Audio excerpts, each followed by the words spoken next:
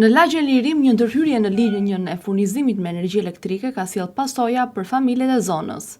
Banorët thonë se mbas punimeve të kryera nga ekipet teknike, në rrjetin elektrik është shfaqur një problem që ka shkaktuar rritje të menjëhershme të tensionit, duke dëmtuar pagiset elektroshtëpiake në banesa.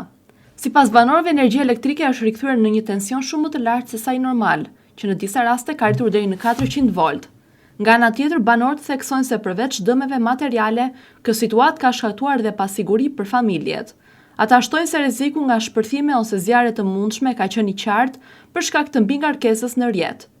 Djem pasdite rreth orës 4:15, ishim në shtëpi duke parë televizor, filluan llambat po pulsisin, po nxjerrin flak tym, edhe televizori nxori tym, dhe po kundesme. Dola pasaj këtu poshtë rruga. Këtu ishte një makinë elektrikut me 4 punëtorë, dikush ishte aty lart, se ç'po bënte. Edhe thash ore, isha në shtëpi, thash dhe dojën llambat, thash, morën flak dhe televizori, thash, çfarë ka ndodhur? Po ja tha, ka një problem këtu. E thash ore, po tani kush më përgjegjësi se televizori bën 600.000 lekë.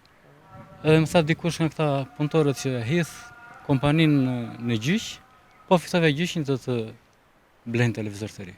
Banorët thonë se kërkojnë që përgjegjësit të identifikohen dhe të mbajnë përgjegjësi për dëmet e shkaktuara. Një tension prej 400 voltësh, sipas tyre, është eti rrezikshëm për pajisjet shtëpiake dhe mund të shkaktojë dëme të mëdha ekonomike. Përgjegjësim i kompanisë, sepse ne kemi lidhur kontratë me OSHE-n dhe tani kush të mban përgjegjësi? Ata thanë që ka ardhur tension 400 voltësh. Dyshohet se incidenti mund të ketë ardhur si pasojë një gabimi gjatë ndërhyrjes në linjat e tensionit dhe në fakt kjo nuk është hera e parë.